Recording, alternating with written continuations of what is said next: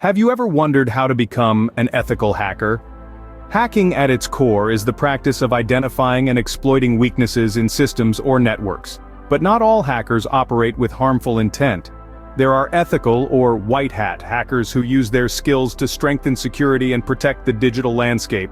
In contrast, malicious or black hat hackers exploit vulnerabilities for personal gain or to cause damage.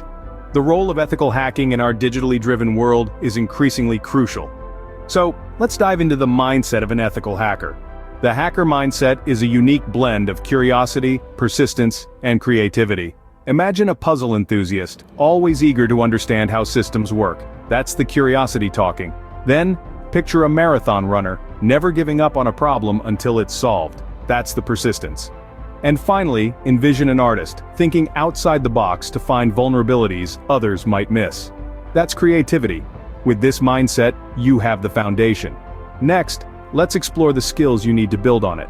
To become an ethical hacker, you need to equip yourself with a set of specific skills. Let's delve into them. First, programming languages. Python, C, C++, and Java are some of the key languages you should be proficient in. Each language has its strengths, and knowing them allows you to manipulate systems more effectively.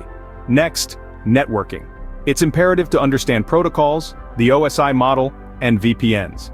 An in-depth knowledge of networking allows you to navigate through networks with ease. Now, operating systems. Familiarity with Linux, Windows, and macOS environments is crucial. Each OS has its unique vulnerabilities, and understanding them is key to finding exploits. Lastly, let's touch on some tools. Metasploit for exploiting vulnerabilities, Nmap for network scanning, and Wireshark for capturing and analyzing network traffic. These tools are the bread and butter of ethical hacking. These skills, combined with the right mindset, can open doors, but remember, ethical hacking always operates within legal and ethical frameworks. Ethical hacking isn't a free-for-all. It's guided by strict legal and ethical boundaries. One such boundary is the Computer Fraud and Abuse Act, or CFAA, which makes unauthorized access to computers and networks a criminal offense. But laws like the CFAA aren't meant to discourage curiosity or learning. They're there to protect individuals and companies from malicious activity.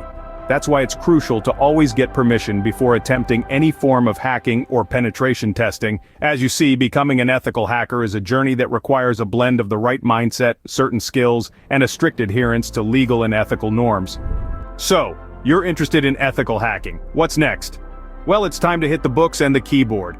Immerse yourself in IT, computer science, and cybersecurity courses. Seek out certifications like the Certified Ethical Hacker and Offensive Security Certified Professional.